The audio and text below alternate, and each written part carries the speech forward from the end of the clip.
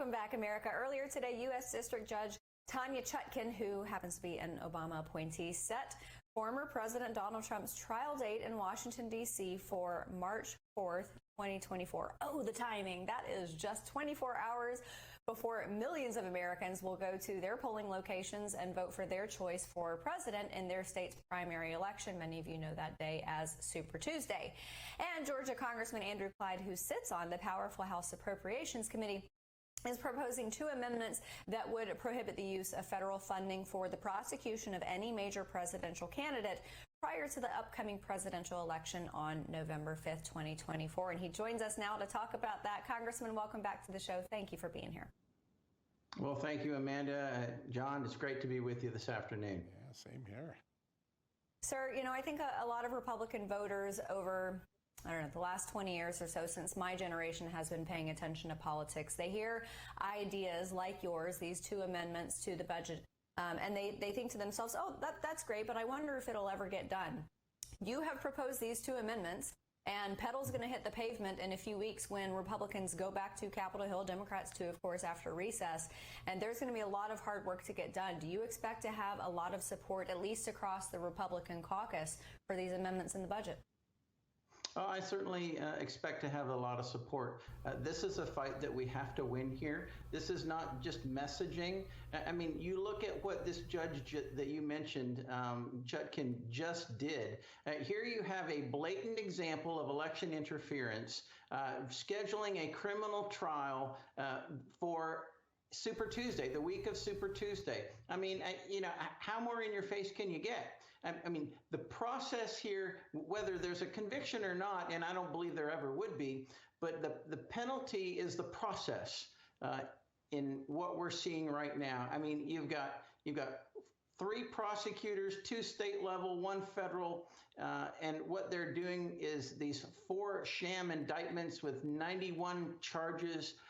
And if this isn't election interference, you know, then I don't know what this is. So we have to defund this at the federal level. That's what Congress does. We use the power of the purse to make sure that our nation abides by the Constitution.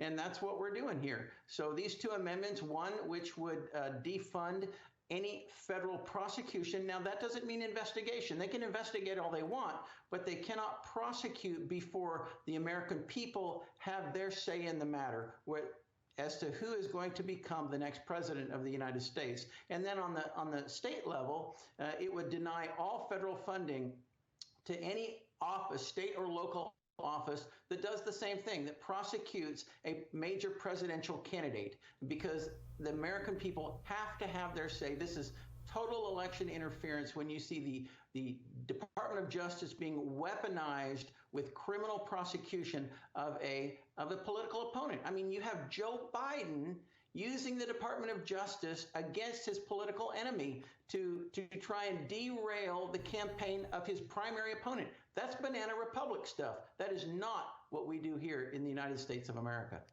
Yeah, so I want to ask about something that popped up over the weekend, a report that one of Jack Smith's prosecutors was meeting at the Biden White House during the middle of the classified document scandal.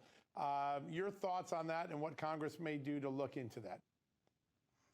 I mean, I think that was a 10 a.m. meeting on March 31st, just That's 9 right. weeks prior to the first indictment that Jack Smith, handed down.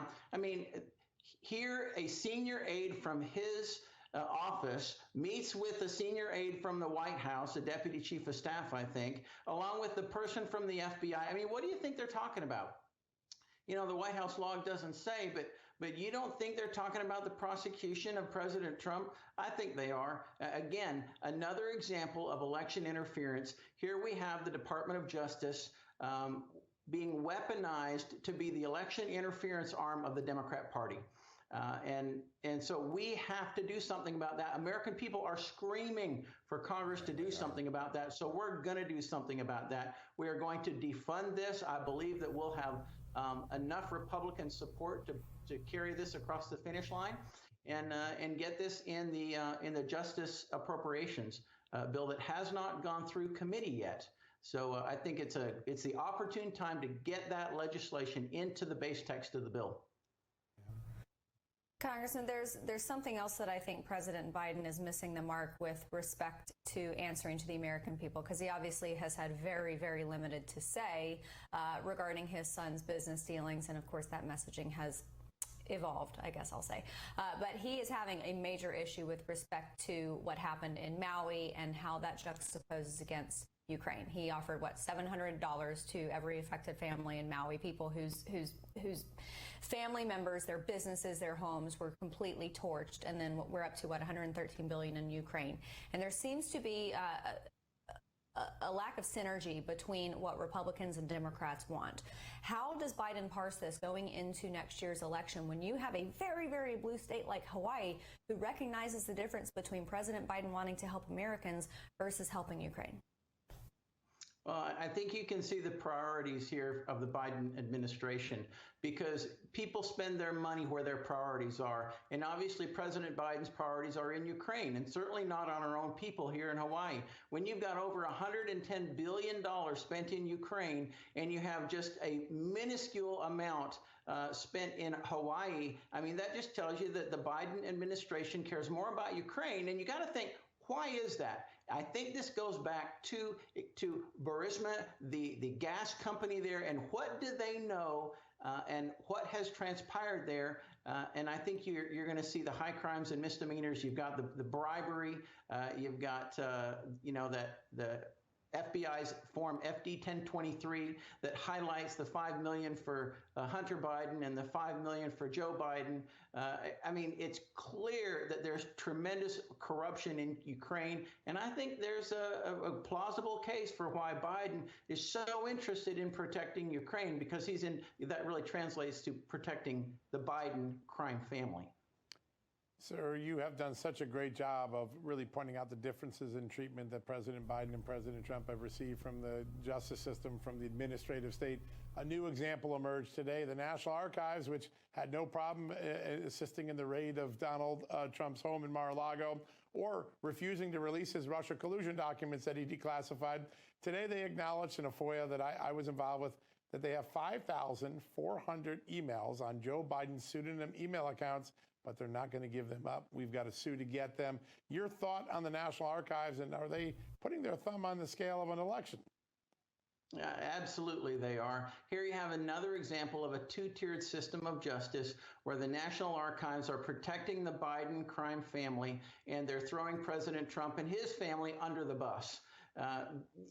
When you come to presidential records, the president should be the one, according to the Presidential Records Act, he's the one that determines what is a personal record and what is an official record. And they are not following the Presidential Records Act when it comes to President Trump, and they're giving tremendous leeway to President Biden.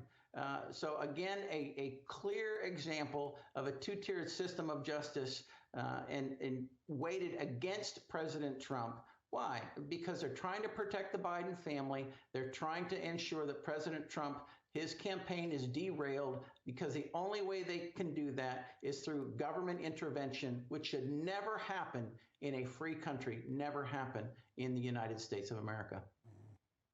So we've just got about a minute left. I know that there are a number of things that Republicans are requiring be a part of the budget, one of which is border security. Georgia, unfortunately, is a hub of human trafficking, especially Atlanta Airport. We had on Congressman Glenn Grothman last week. He said between 8,000 and 9,000 minors are trafficked across the border every month, especially considering New York Governor Kathy Hochul's recent remarks about how the Biden administration is fueling the border crisis. Do you expect to have some Democrats join you on that? Well, I'll tell you this, the Biden administration has become, in my opinion, the last link in the chain of human trafficking, and that's child human trafficking, and that's sex trafficking. All of these crimes are directly at the feet of the Biden administration. I mean, they're responsible for this open border. And so we have to address that. On any continuing resolution, in any sort of a funding document, the open border has to be closed. Amen. Well, the Biden administration may be the last link in the chain, but you, sir, are the tip of the spear in fixing this problem. We appreciate your time on the show today. We'll have you back on again very soon. John and I have to take a very quick commercial break. We'll be back on the other side.